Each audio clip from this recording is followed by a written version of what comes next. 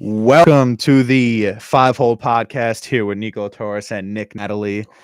We are here for the Super Bowl recap, talk a little baseball, maybe get a little disappointing Isles hockey in the end, even though I don't want to talk about it. I don't think anyone does. Oh That was a my rough, God, we were rough so game awful. last night. Do we want to just get it out of the way now, and then we just get into all the fun stuff? Yeah, we'll start out with hockey, and then we'll talk about the Super Bowl at the end. We'll get into that. Yeah, disappointing loss yesterday, losing to the Kraken and shootouts. I mean, they're on a back-to-back. You win the game. Kraken, You got to win the game. It's a 500 team on a back-to-back. You win the game. Kraken is a winnable game. It's not like, 100% they should, you know what I mean? Like, they should have won that game because they had the opportunities to, and they just didn't come into question. It was just effort.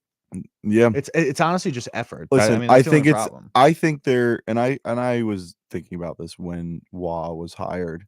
Wah came in and they, had an immediate culture change. And yes, at first it was kind of off to a hot start, but I think the guys are getting used to it now. And there's a little bit of that period where that transition period of, maybe they're not playing to 100%, but they're getting used to this new culture.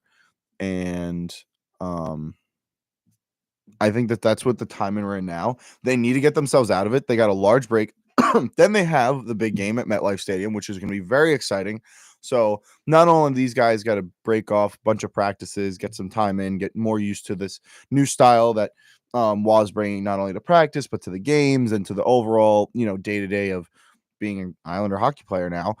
I think the 5 days off coming up right now, going into the Stadium Series, will help out. Yes, a little bit and longer. It's going to build up a lot of excitement for playing in MetLife, national television against the Rangers. Right? There's so many things. Atrocious looking jerseys. Yeah, lackluster. Lackluster, I think, is the best word. Lackluster. I like the idea of aisles. Someone told me that it's the worst jersey they've ever seen in the history of hockey. Which I wouldn't go that far. I mean, there's been some pretty ugly jerseys. I wouldn't go that far. Like, to me,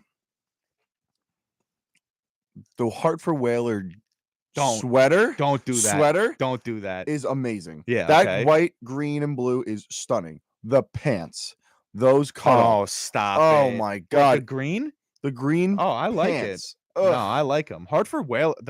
They look like they're going skiing. Are you kidding me? I hate it. Go back. Just wear the shorts. That's absurd. The worst. I know it's a thing. Probably from the worst 70s. jerseys of all time. Like, I know a lot of people do like them. What, the Hartford Whalers? No, that old Canuck one, like the V. Yeah, that's ugly. Disgusting. See that's like the red, yellow, and black V. That's my ugly sweater. Not the skate. The skate one is nice. Yes, but the V is very ugly. The V is very ugly. It's like, it looks like an arrow. I also felt that the Vegas Golden Knights jerseys for the Stadium Series, you were a lot. The white ones, yeah, it didn't click. It didn't make sense to me. You could have done something with Vegas. I mean, we'll see how they look on Sunday. The Islanders one. I mean, I don't think they're going to be too bad, but a lot of people don't like them.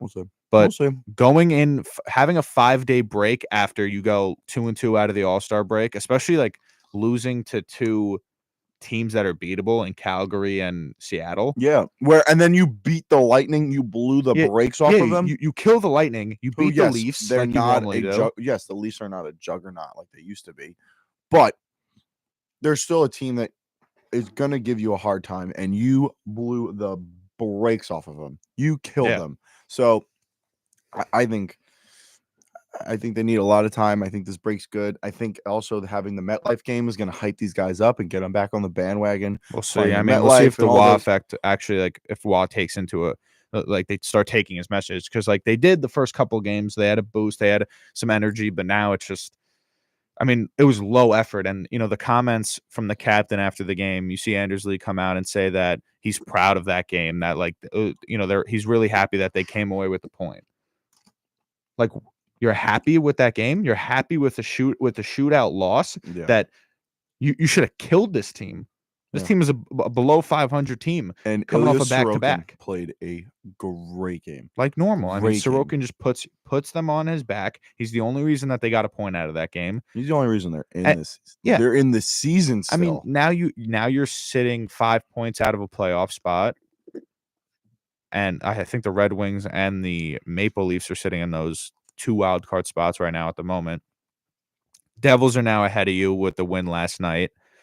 over the Predators, and now we're sitting in a spot where you're just like every season. I feel like it's every single season now in the past couple of years where we're just like fighting to get in. Like we can't just have a simple season where we're sitting at the 2 seed or the 1 seed or the 3 seed, like coasting in. We're fighting to get in with every last tooth and nail, tooth and nail, and every single bit of energy we have. That when if we make it, we get to the playoffs, and we'll get bounced in the first round by a great team because we have no energy left. No, I 100% agree. It's going to be interesting to see what happens. It's going to quiet down a little bit, with the Islanders having, a lot of time off, and, some teams slowly starting to get back into the, after the All-Star break. So, I think a lot of focus is diverting away from hockey right now, but that's fine. But the biggest news, obviously, let's go over the Super Bowl. Yeah.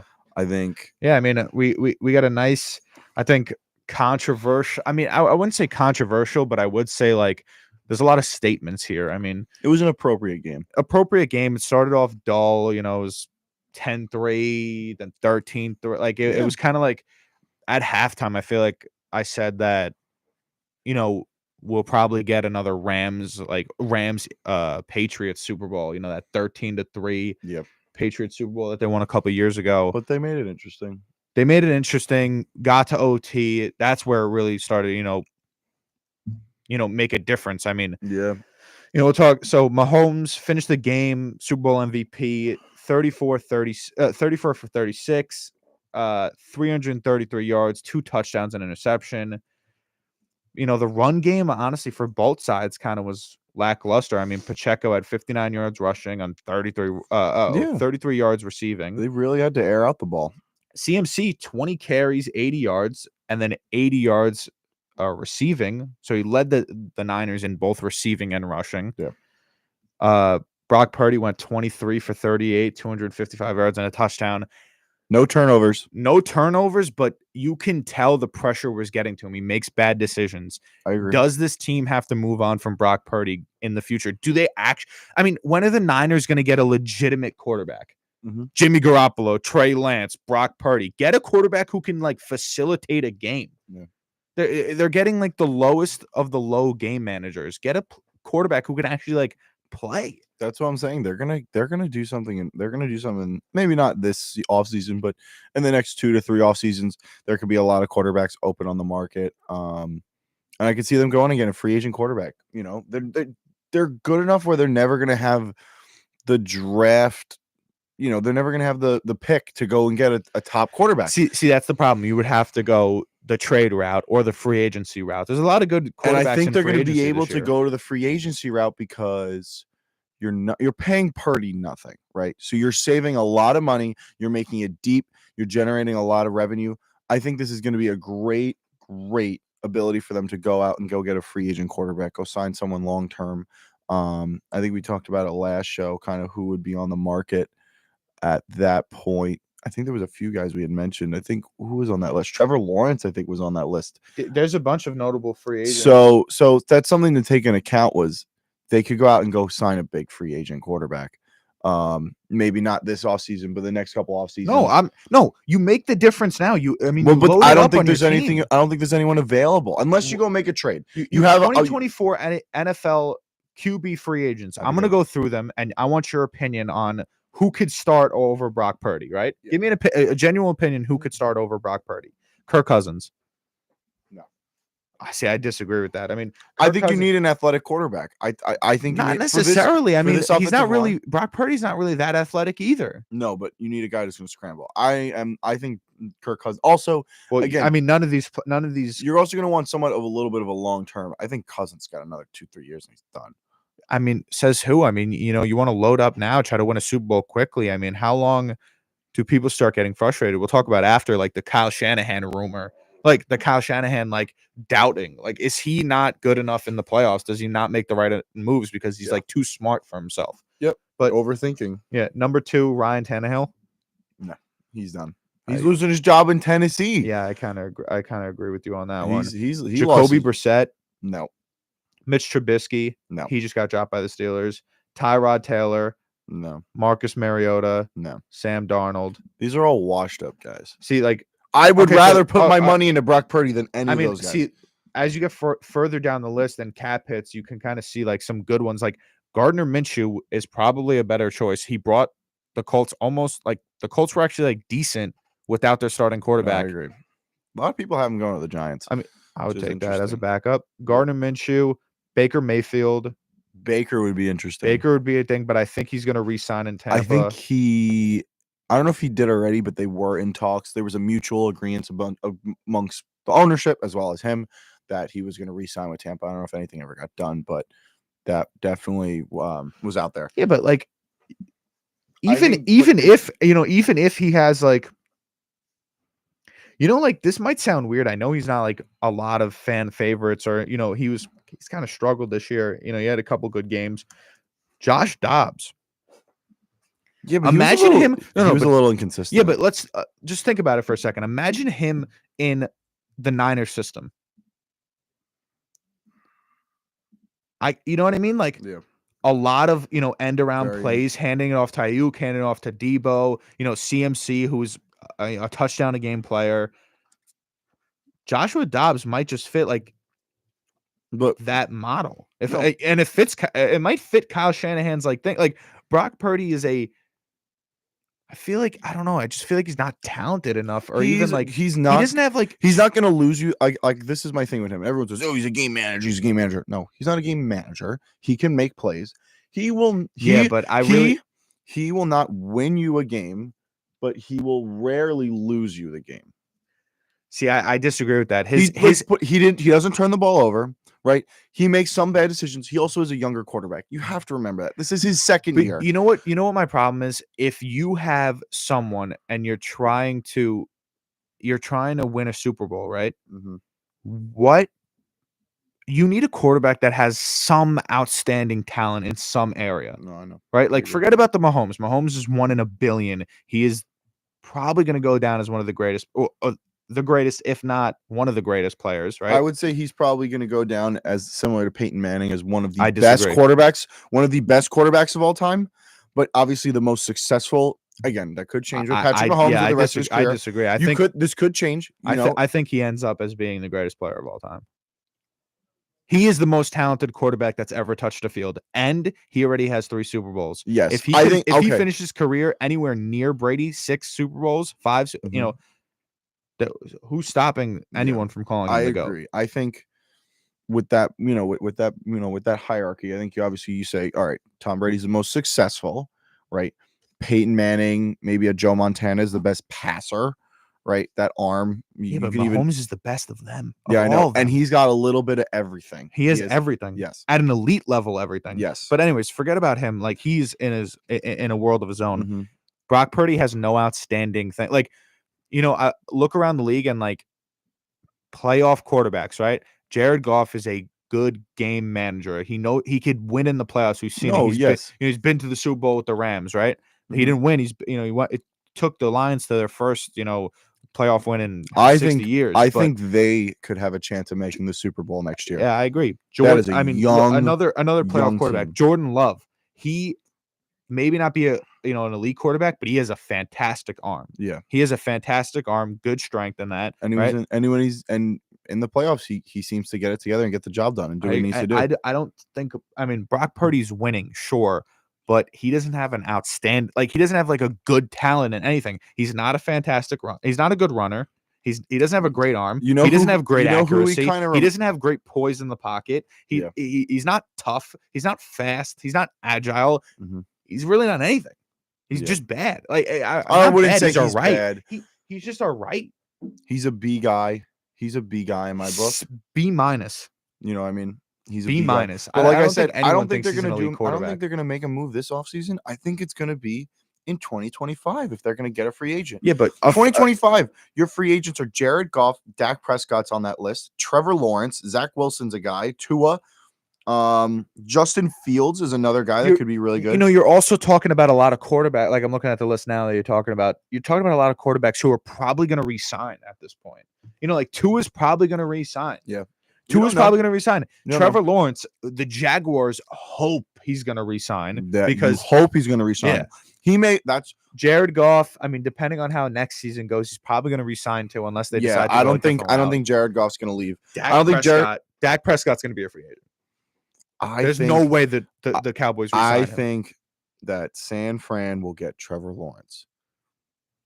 That makes the most sense. He's big, he's strong, he's athletic, right? He brings that other dimension because, like you got to think. But you got to think about You got to think about how they play the game, right? Just think about their strategy, their game plan, right? It's a lot of trick play. I mean, the touchdown they had in the Super Bowl was the Juwan Jennings. Yeah, caught it, then threw it to CMC, and he ran it for a touchdown. But right, it's a lot of trick plays, a lot of end arounds, a lot of rushing the ball. Right? Yeah. What if Justin Fields? Like, what if the Bears want? I'll tell you what happened. If the Bears want the first pick, or want to take a quarterback this draft, and they get rid of Justin Fields, why won't? Who says the Niners won't get him right now? Doesn't he fit their entire model? No, he does. And that's why I also think that Trevor Lawrence could also fit that. Trevor Lawrence is a big athletic guy. He's multi-dimensional. He's not fast though. No, but he can run. He can scramble out of the pocket. He's athletic. So when it comes to those end arounds and those athletic plays, right? He can handle that. Yeah, but I'm saying he's not just like Justin Fields could be a move this offseason.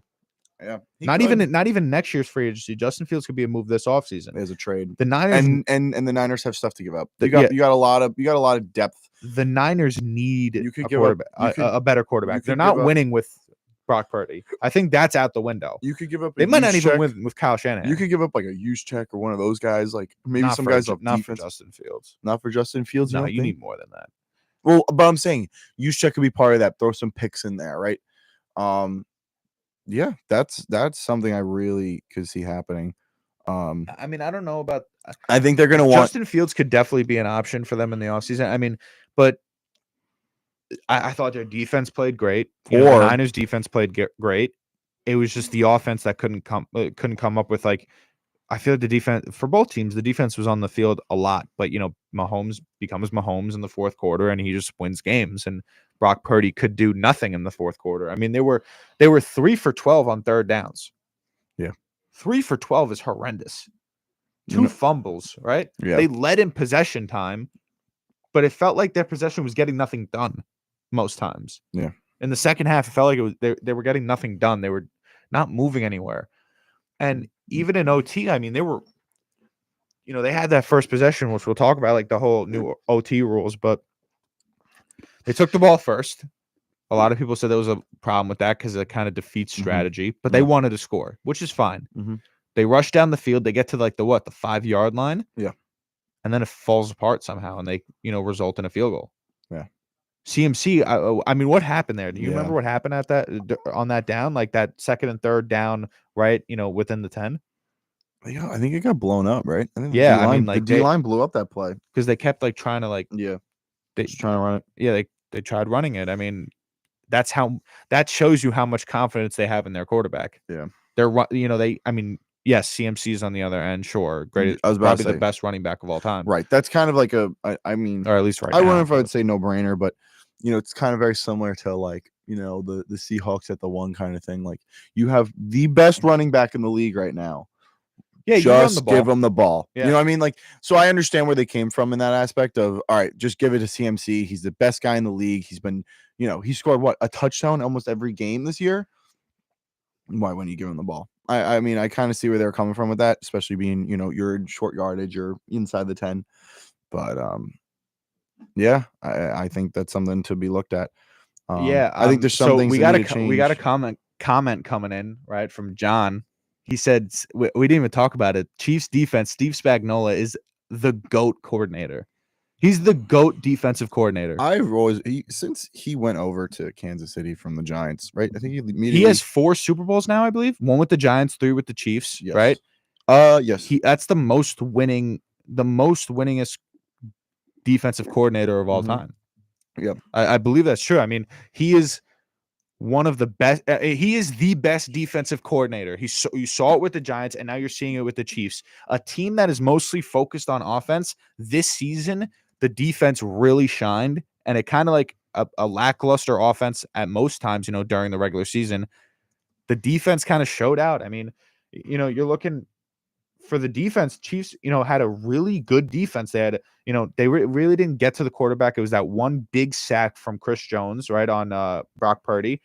The thing that really, showed me was the 2 fumbles. They had 2 fumble recoveries, right?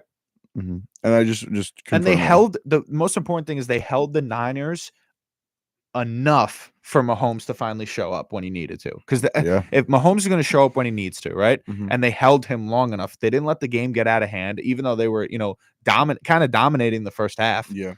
But this defense kind of stepped up. It stepped up. It became a new, they weren't really the strong suit in the past couple seasons, but this season they really have it. They have an elite defense. So actually speaking on, shout out to my Greek boy, George Karlaftis, though.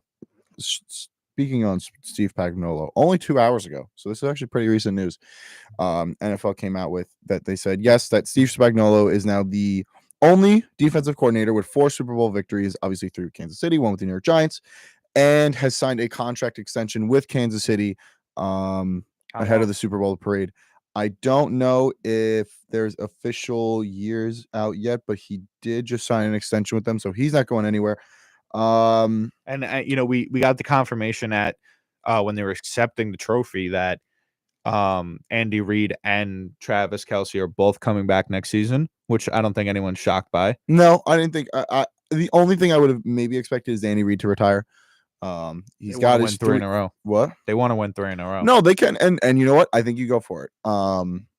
I agree. I think no one's ever done that before. Let alone has anyone won back-to-backs in 20 years since the Patriots. So that's something to obviously strive for. So now you try and do something that no one's ever done and three-peat it. That would be really exciting. But Steve Spagnuolo is not going anywhere, and I think that is huge. And signing a contract extension and keeping him on that defense. I mean, he stepped them up. When you look at it, a couple of years ago when Patrick Mahomes was younger and he was coming through, and they had Tyreek Hill and some of those other guys back when Kansas City was starting to really come on the spot as being that next big juggernaut. Their defense was good, but it wasn't great. I think that maybe you could say that Kansas City's offense has stepped down a little bit. They don't really have receivers this year, like people were people were that's the whole thing. People were doubting him on that, but they forgot to mention that like their defense stepped up. Their defense is much better than it's been in years past, and that's what's getting them to the Super Bowl. Not to mention they also got a real running game now. They really didn't have that in the past. It was really just air out the ball to Tyreek and all those other guys, Travis Kelce. It was all about airing out the ball. Now they're kind of multi-dimensional with having Travis Kelce and as well as Rashid Rice and some of those other receivers. Maybe they stepped down a little bit with their number 1 receiver, but they put it together a real running game. And you saw it, maybe not in the Super Bowl as much, but especially against the Ravens, right? They killed the clock with Isaiah Pacheco. He would run up the middle and just eat clock and just keep getting yards. Even in this game, like this is how this shows you how dynamic that this team is. If they need to beat you on defense, they will. If they need to beat you with the run, they will. If they need to beat you in the air, they will. Like, it doesn't matter what happens. Like that, I think that's just what happens when you have a great collection of minds and skills like Mahomes, and you have Andy Reid and Travis Kelce, who is, I mean, if he keeps going, he's probably going to become, even though a lot of people had a lot of problems with him this year with the whole off the field stuff, but Taylor Swift nonsense, but he could become, one of the greatest tight ends. He is one of the greatest tight ends of all time, but he could become the best tight end of all time the more he plays. I agree. I think unanimously, it's like probably like, Tony Gonzalez probably is the best, tight end of all time. So maybe if he catches him, like I would think so. I have to say Gronk. Gronk is okay. Gronk duo, is that Tom Brady and Gronk duo. Mahomes and Kelce are better. They have more. No. They have more touchdown record. They beat the touchdown record. No, they didn't. Yes, they did. They beat the combined. They beat the combined postseason touchdown. Oh, record. The postseason. I meant like most. I meant the regular season touchdown record. Gronk has that touchdown. He said that's the only thing that he wants from Kelce. He said the only thing that Kelce cannot beat is his single season touchdown record with Tom Brady. Do you know how much it was? 16, 17 should be. That's insane. Something like that. 17 touchdowns between. Right. Yeah, but so right now, career wise, Tony Gonzalez has 15,000 yards. And then there's a couple of people in between them, but Kelsey's sitting at number 4 with 11,000. Who's in between? It's Jason Witten and yes, it's Antonio Gates. He's got to be in there. Yeah, so Tony Gonzalez, Jason Witten, Antonio Gates, and then Kelsey. Yep. Gronk is down the list at 9 in yards. 9,000. Yes. Well, they mostly used him he was more of a short guy. He would run that. He would run that 50-50 ball at the short, and he'd throw it up to him. So with receiving touchdowns, this is I think including the postseason. No, this might be just regular season numbers, but Antonio Gates is number 1 with 116. Tony Gonzalez number 2 with 111. Then Gronk, then Jimmy Graham, then Witten, then Kelsey. Gotcha. So Gronk's got 92 and Kelsey's got 74. So. And then number 1, obviously, is, like I said, Antonio Gates with 116. So, I mean, he's top, 5, top 10 in almost every single category right now. And he's still got a bunch of years left. I mean, he's 34. What is he, 33? And he doesn't really look like he's stopped. I mean, he's leading in receiving yards a game, 71 yards.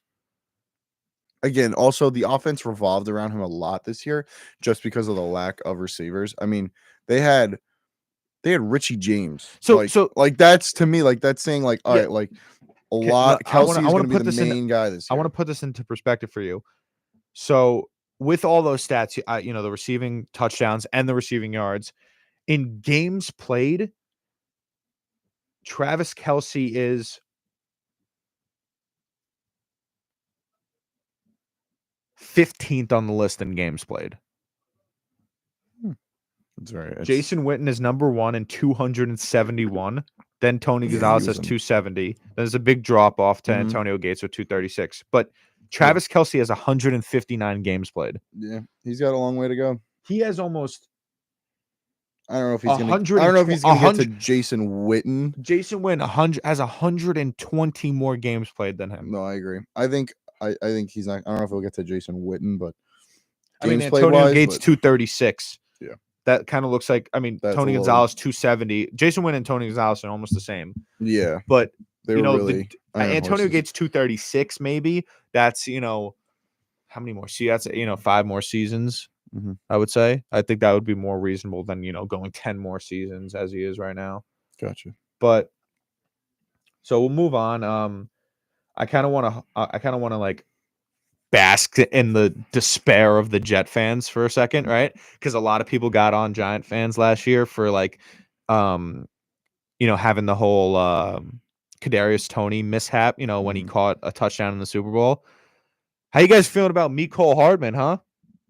Game-winning Super Bowl touchdown, and you gave him up for nothing.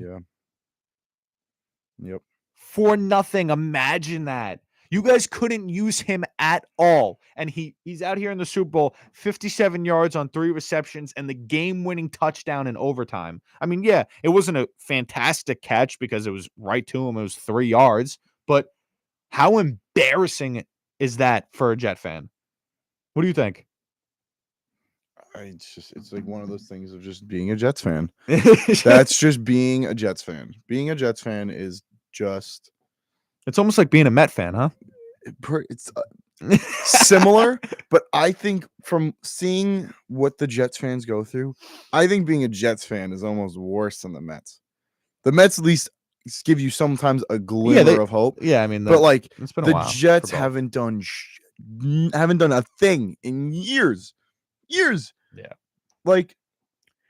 And I feel like it always ends even though the Mets are the same way and I kind of rub it in your face all the time. Yes. But I think just being a Jets fan is just even worse. Yeah, you guys have a lot of disappointments both ways. For the Jets? For both. Yes, I think I agree. But I'm obviously, being a Giants fan, I'm not in that boat. Being a Jets fan, I think being a Jets fan is worse than being a Mets fan. I think there's more pain in being a Jets fan than it is being a Giants I wonder fan. how many people agree with that. I'm sure there's a few people out there that would say that the pain of being a Jets fan is worse than being a Mets fan. Not by much, but I want to get a consensus in that room. What's worse, a Jet fan or a Met fan? Like who has it worse? Who's got it worse? The Mets? Yeah, the Mets. The Mets have it worse than the Jets. Yeah. That's what we're saying. The Mets have it worse than the Jets. What's more painful? Who has it worse as like a fan? That's like, what we're saying. Like in lifetime Who deals with more pain, the New York Jets or the New York Mets? The Mets won a championship more and recently, they were in the World Series in 202015. They won 100 games a couple of sure. They lost. They also went. Jets went to the AFC Championship and lost too. So no, I agree, but I think being a Jets fan, Jets have it worse. Jets have it worse than the Mets. Than being a Mets fan. What? Pete Alonso. I mean, the Mets. I mean, you guys built whatever last season. I even brought up to you as soon as they signed, all those players. You were like the pitchers. You were like Max Scherzer, Justin Verlander, Pete Alonso, Francisco Lindor leading the team. I was like, you guys might not even make the playoffs. And what'd you do? Halfway through the season, they were all gone, and you didn't make the playoffs. You guys are losers. Who also didn't make the playoffs? Well, the Jets didn't make the playoffs. No. Oh, the Yankees. The Yankees did. Yeah, I know, but I mean, you guys. The year before, you guys had 100 wins and celebrated like you won the World Series. I mean, I didn't celebrate like I won the World Series. The Yankees do that every season. Okay, they don't win 100 games every season. Close to. Calm down. Close to. Going on to baseball. Obviously, since the Super Bowl's over, it's officially baseball season. Let's go. Pitchers and catchers starts, I think technically today. Today, pitchers and catchers start. Is the officially, but obviously most guys are there anyways. Yeah. And then that means a week. 2 weeks. From my end, I saw a lot of good things. I saw a clean-shaven Carlos Rodon. I saw, the reigning Cy Young Garrett Cole report. Now I saw Austin Wells report, who I'm really high on. He was wearing a Dwight Schrute shirt coming into camp today. That's great. I loved it. So I was really positive. Going on to baseball, and again, the Mets and the Yankees are in kind of a similar boat. Than more people than people think, right? Now you look at what happened. Both had underwhelming years, right? Both of them. You can't, and obviously, yes, the Mets sold and they sent everything away. The Yankees really didn't do as much. Some would say that's the worst season of all time, but for the Yankees, no, for the Mets. Nah, not worst season of all time. That was the most disappointing you've probably been in a long time. Yes, with the amount of hype going into the season. I mean, the amount of hype going into the season. You were talking World Series, and not just you. I'm not saying just you. Everybody was talking World Series. Yes, and it didn't last till the trade deadline. But on paper, yes, you could have saw that and said, okay, this squad, majority they retained just about everyone, right? A majority of those guys, right, contributed, and you saw that and you said, all right, yeah, they could go win a World Series. But obviously it didn't, right? Guys got hurt. Verlander was underwhelming. Scherzer was underwhelming, right? So that was two big things. Again, a couple positives coming out of the year, right? Kodai Senga is really good. He had a great year. He started off a little slow, but then it clicked for him and he got going. And I think he finished third or fourth in NL Cy Young? Something like that. I remember seeing that. Listen, he's a good piece. He is. And so, like I said, the Mets and the Yankees are in a very similar boat. Both had very underwhelming years, right? Both didn't make the playoffs. Guys got hurt. Guys underperformed, right? When you look at guys underperforming, look at the Yankees. Carlos Rodon. I think Carlos Rodon was probably one of the biggest whiffs on the year. Oh, absolutely. I mean listen, I can 100% agree. In pitching wise, the Yankees have made a lot of misses. You talk about Frankie Montas and Carlos Rodon and everything like that. Right, Luis Severino falling off. Yeah, Luis Severino, but that I feel like has a lot to do with injuries and problems off the field. Yes, but same with Domingo Germán. Domingo Germán too. I mean, his wife or something like. Yeah, he had a domestic abuse case. Yeah, that's not good. But I feel like they're both coming off very disappointing seasons. See, this year is going to be interesting to kind of figure out because there's a lot of ifs on both sides. A lot of ifs and a lot of differences made. A lot of, already before even spring training starts. Yankees, obviously, the big news. Juan Soto's coming to town. Now you just have to make sure new GM, new coach. Yep. They got a lot of arms, a lot of projects, a lot of arms. Some depth in the outfield. Harrison Bader, you guys got. Yes. I think that the one thing, I think they both teams did the thing that the other team should have done in Yes. my eyes. Like the Mets should have kind of got more talent in the field, and the Yankees should have got more depth in the bullpen. Yes, but the way the Mets looked at it is because in the last couple of years, right, Steve Cohen came in and said, "I'm going to go buy us a ring," and you can't do that. Yeah, and he tried. It's hard to do. It's hard to do. It's very hard to do. It's very hard to do. It can be done, but it's very hard to do. But he realized that I can't just keep spending money like I was. Right? I went out, I got the best guy. I went out, I got the best guy. It didn't work. Now we have to take a step back and see what we got. And one thing Billy Epler did before he got fired and fined, and now he's going to be out for all of next year, fine, in baseball jail. He went out and he bolstered that farm system that was coming through. We had 4 big guys come through the Mets farm system, and some of them are living up to the hype. Some are not. Some are now injured, right? Francisco Alvarez showed a lot of promise, especially with his defense. That was a big thing that people were questioning, and a lot of MLB veterans, which I think is one positive you could take away from Max Scherzer and Justin Verlander, is when they were both making the rehab starts, they said, this kid is good to go. He can catch me. I want him in the majors. And those two were a big reason why he was called up. And that was huge. Secondly, Brett Baty, there's a lot of questions with him. He needs to have a huge year, especially with the fact that Ronnie Mauricio, who a lot of people saw with his brief stint with the Mets at the end of the season, had the best year, had a lot of power, was making decent plays in the field, was being smart with the baseball, really didn't have too many mistakes, right? And showed some of his poise. He tore his ACL in the Dominican Winter League, so he'll be out for the year. It's basically Brett Baty's game to lose. Yeah, I think he needs to step up at third base. He needs to show that it's his spot. Mark Vientos, on the other hand, needs to show us his bat. He's going to be a main DH guy, right? Jorge Soler's off the table. He just signed a 3-year deal with the San Francisco Giants, right? JD Martinez is still on the table. He's an older guy. I don't know how much I feel about keeping JD around. I'd rather, especially this year, this is not a year where we're going to win something. I have a question for you. Rather the prospects hit. Before we get, into the season and start seeing all this thing, one of the comments just said that, I brought up Stroman's expectations, like Marcus Stroman coming to the Yankees. And I want to talk about that after you give me this answer. Who do you think had a better offseason, the Yankees and the Mets? And don't be biased, or don't try to be biased. For what they were trying to accomplish. Like, do you think so? I think both, when you look at what they were setting out to do, right? What David Stearns was setting out to do and what Brian Cashman was setting out to do. Brian Cashman had to go get a big name and a big outfielder, and he did. David Stearns had to rebolster and sit down and say, okay, we need to make smart money decisions. We need to reevaluate where we're at. We need to find a new coach. We need to build all that. I agree with you on the big name thing. Like the Yankees, you think about big names, right? From past years, Soto, Stroman, right? Those are 2 big names. I mean, Stroman's kind of struggling. I mean, I don't know what he's going to be like. And that's why his expectations for me, they're not too high. You know what I mean? Yeah. But they're kind of medium. So coming from a Mets fan who watched Stroman for, I don't want to say 3-4 years, we got to see him and saw him a lot. And I watched a lot of his starts. He's a good pitcher. He is. He's consistent. Usually when what you're going to get out of him. You're going to get at least 5 innings out of him every game. You know that for a fact. He's not going to go 7-8 innings, but you're going to at least get 5. He's a ground ball guy. He likes to keep the ball on the ground, but he does have the occasional fly ball problem. With that, being in Yankee Stadium, you have a shorter porch. Citi Field, right? A lot of those were warning track balls, were balls right before the track starts, right? The edge of the grass. Those were outs. Those might not be outs in Yankee Stadium. That's the one thing you got to worry about. He's a contact guy. He likes keeping the ball on the ground. He likes making his fielder make the plays. You have to make sure that your fielders make those plays, right? Make sure Volpe makes the plays. Your question mark at third. Who's going to be your real guy there, right? Make sure DJ's making the plays. Make sure Rizzo's on his toes still.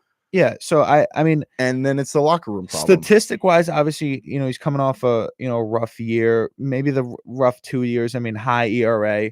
3.9, 3.5, but the thing that I'm kind of focusing on in this thing is like innings pitched, and there's severe, like there, you're not getting a big start out of him. Yeah, 2021, the Mets had 179 innings pitched.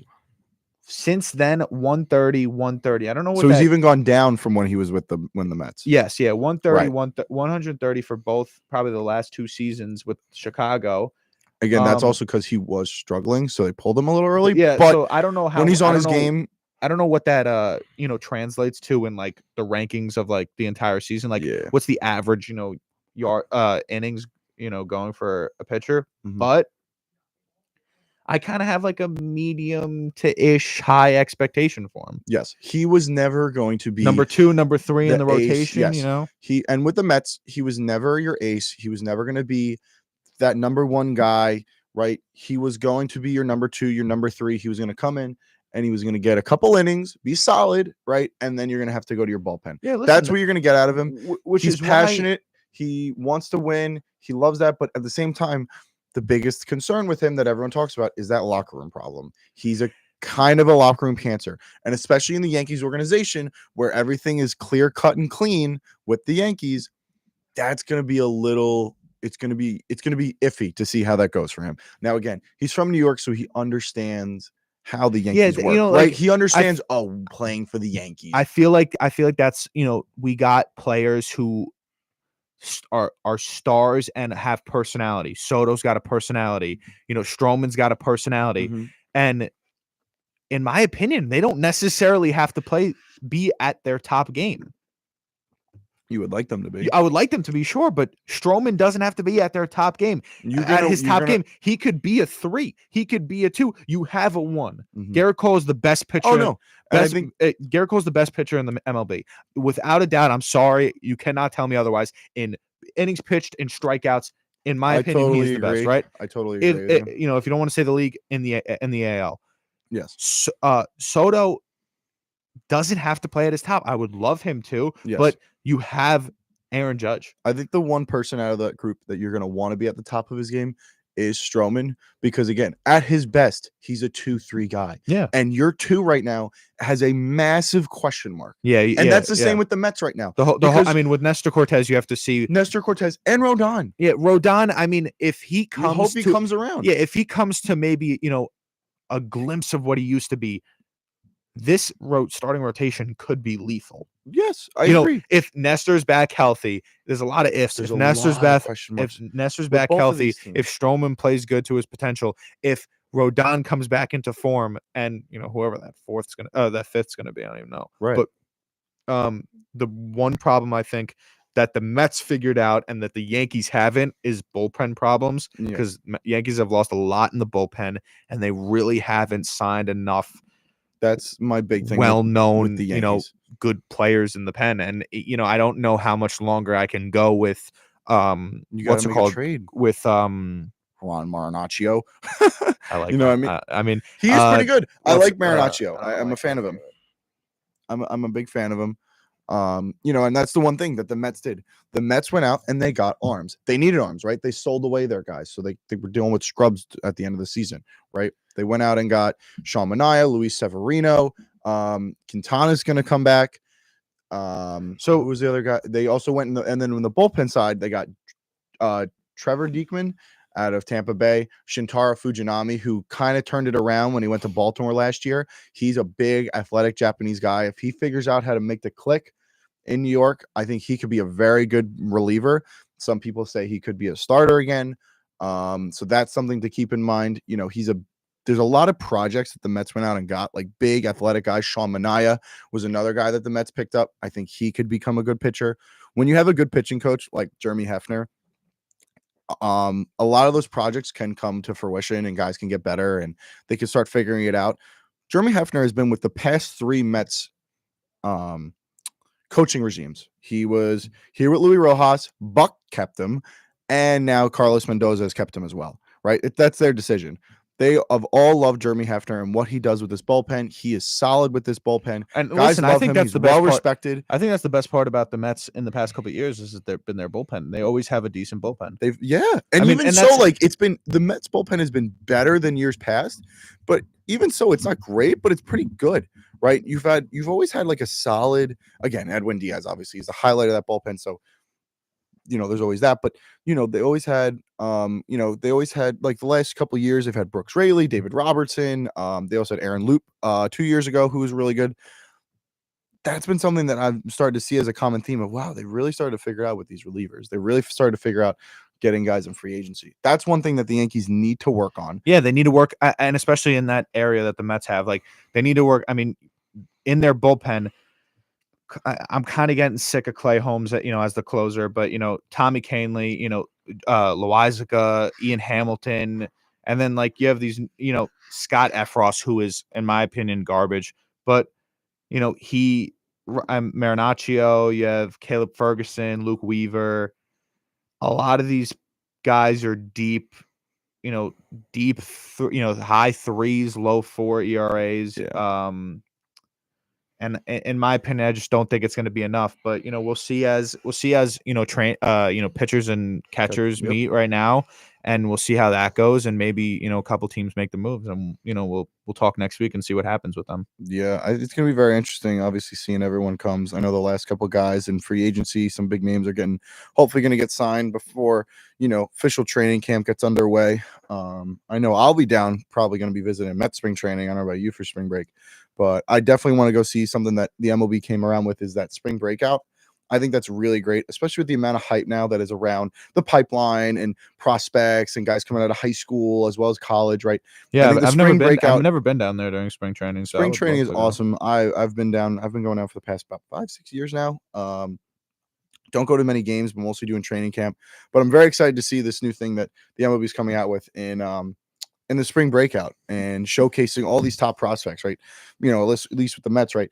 They went out and got, a ton of top prospects from Houston and when they traded away to the Angels, as well as some other places, right? With Miami, they went out and got some top guys. That is going to be really huge, right? A lot of people want to see this, especially like guys that just came out of the draft, right? Dylan's Schemes out of LSU, right?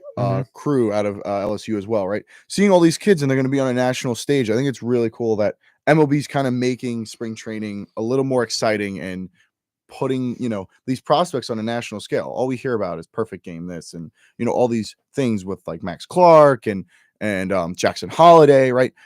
Yeah, now we're going to see these kids on a national scale, and a lot of people, it's going to be highlighted for everyone during spring training. Keep the hype up. I'm really looking forward to that. A lot of question marks with the Mets and the Yankees starting off as spring training really is taken underway now. Yeah.